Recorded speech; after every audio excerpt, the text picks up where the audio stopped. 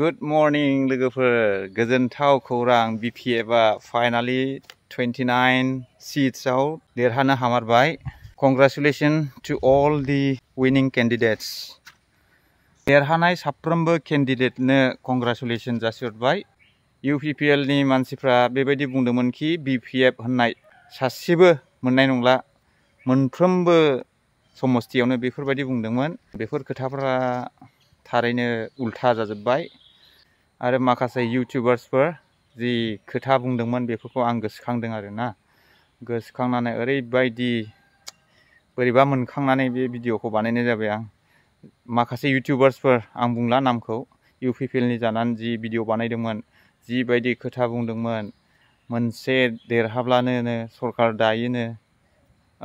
सरकार दानो थाखाय 15 बोसोर एग्रीमेंट खालामनानै लाबोखादोंनो बेफोरबायदि खोथा बुंदोंमोन आयु थोद बांद्राय गिदिर खोथाफोरखौ बुङियानो गाहाम नर्माल भिडिअ खालाम नों पार्टीनि भिडिअ खालाम काउंटार होलायनाय बेफोरबायदि बांद्राय दा खालाम एकदम बहुत गाज्रि नुयो आरो नेक्स्ट टाइमाव बेफोरबायदि भिडिअ दा खालामसै अन्नानै बेखौनो खावलायनाय थाबाय नोंथांमोननिसिम